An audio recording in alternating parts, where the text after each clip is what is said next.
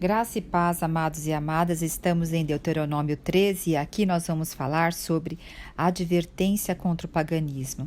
Veja como esse assunto da idolatria é algo tão sério, o quanto o Senhor coloca aqui para o povo de Israel, que eles estão entrando aqui agora, vão cruzar o Rio Jordão para entrar em Canaã, para eles não se contaminarem com os povos pagãos que tem lá.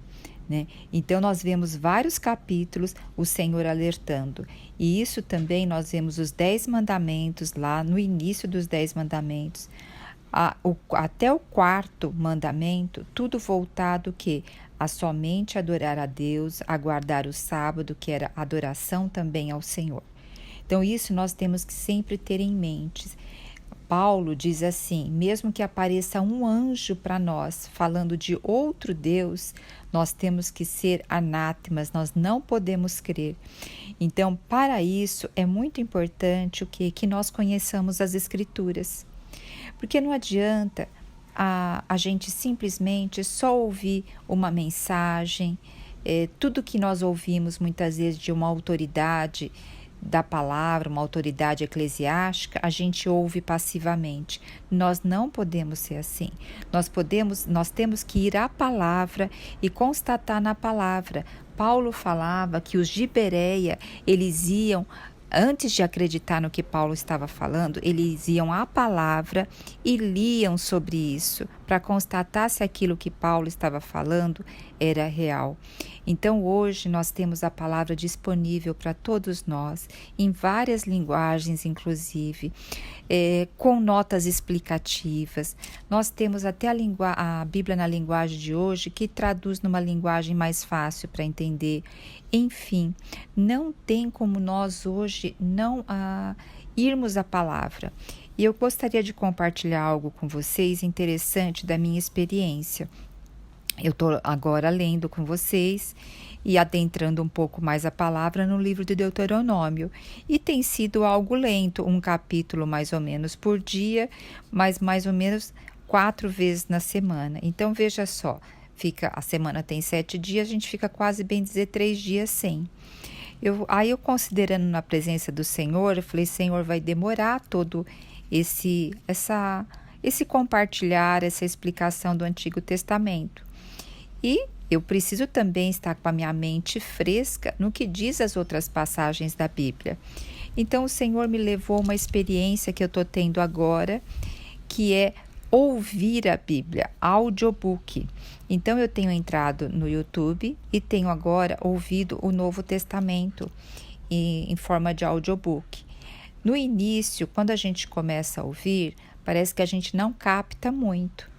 Mas depois nós vamos percebendo o quanto nós vamos treinando o nosso ouvido a entender, assim como vocês têm me ouvido já há um tempo sobre o compartilhar desde Gênesis. Então é uma forma da gente exercitar os nossos ouvidos para ir entendendo. Então eu estimulo vocês, encorajo vocês também a ouvirem a Bíblia. Porque, principalmente quando vocês estiverem fazendo alguma atividade mecânica que não precisa de muito pensamento, muitas mulheres, elas estão lavando uma louça, passando uma roupa, varrendo um chão. Isso, muitas vezes, a gente não precisa usar tanto a mente. Então, é uma forma de estar ouvindo a Bíblia. E muitas vezes, quando eu vejo que eu preciso ouvir 2 vezes, eu ouço 2 vezes para reter mais ainda. Então eu faço esse convite a vocês. Quanto mais nós vamos nos apossando da palavra do Senhor, ela adentrando em nós e fazendo parte orgânica de nós, nós vamos ficar mais resistentes a ouvir palavras que não convêm. E também nós vamos testar essas palavras que não convêm, porque nós vamos estar munidos da palavra de Deus. Então, esse capítulo, ele tem muito a ver com isso que eu compartilhei com vocês agora.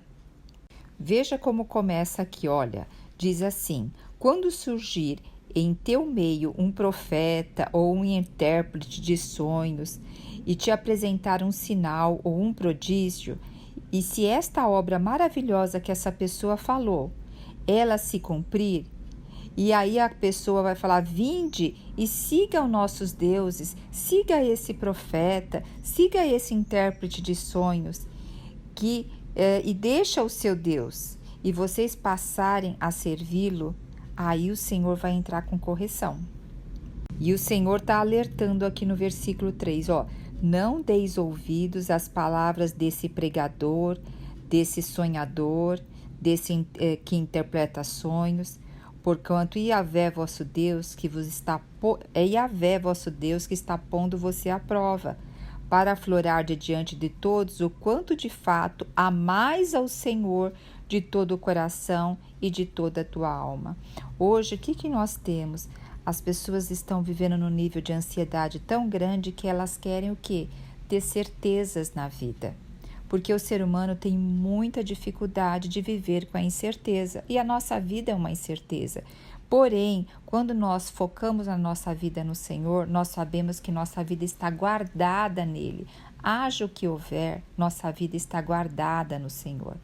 Mas o que acontece hoje com o homem mediante a incerteza? Ele quer buscar certezas para a sua vida, porque as incertezas, quando não estão colocadas nas mãos do Senhor, ela vira ansiedade, angústia e preocupação.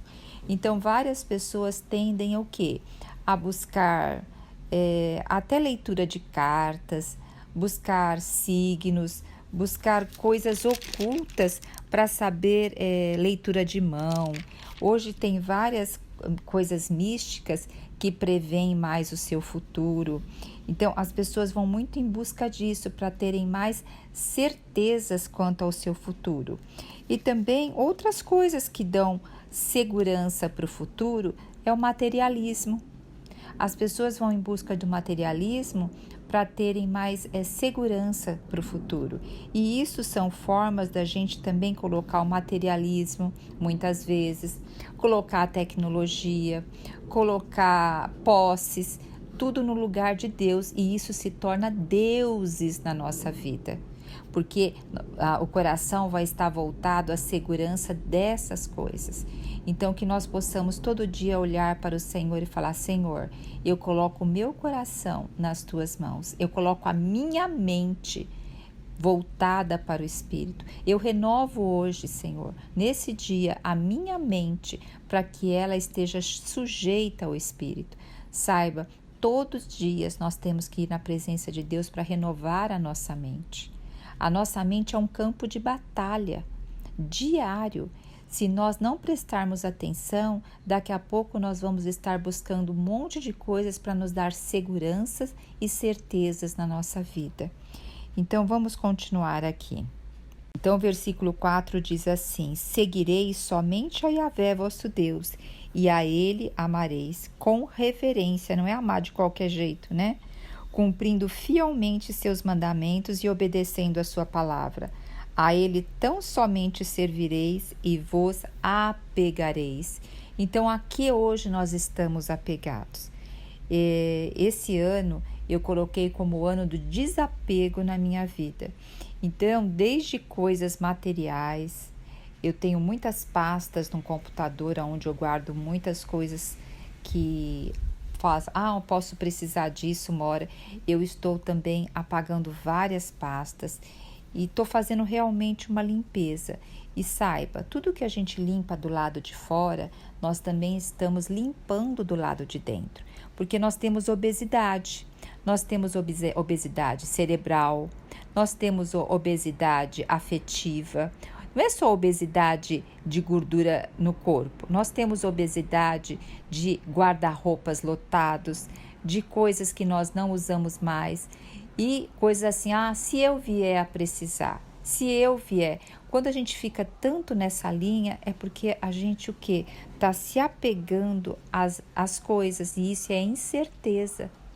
A gente não está com o nosso coração depositado totalmente no Senhor. Você vê como tem várias coisinhas, porque nós lemos muitas vezes o Antigo Testamento e focamos só aqui de uma forma que era da antiguidade. Mas não, isso tudo também acontece no nosso coração hoje. Agora aqui, também a partir do versículo 5, vai falar que tais pessoas, profetas e videntes, eles deverão ser mortos. Então, eles teriam que ser exterminados. Para o quê? Para não viesse contaminar. Inclusive, se alguém da própria casa fosse irmão, pai, mãe, filha, esposa, amigo bem-chegado, que também estivesse instigando, argumentando para que as pessoas adorassem outros deuses, essas pessoas também deveriam ser eliminadas. Por quê? Porque elas estão tentando afastar o Senhor do seu povo. Então, essas pessoas seriam apedrejadas. Era o que? A pena de morte para essas pessoas, porque elas estariam contaminando o povo de Deus. A partir do versículo 12, também vai falar sobre cidades. Se eles virem que numa cidade está a falar coisas para instigar as pessoas a adorarem outros deuses, e o que deverá ser feito primeiro? Investigar, fazer uma pesquisa e interrogar diligentemente se isso é verdade que está acontecendo naquela cidade. E se realmente estiver acontecendo aquilo, todos deverão ser mortos ali daquela cidade, passar a fio da espada os habitantes daquela cidade, e todos os despojos, toda a cidade deve ser também destruído, nada deve ficar com posse deles. Porque veja só, muitos poderiam até levantar que estaria acontecendo tudo isso numa cidade para ficar com os bens daquela cidade. Então aqui não tem essa probabilidade.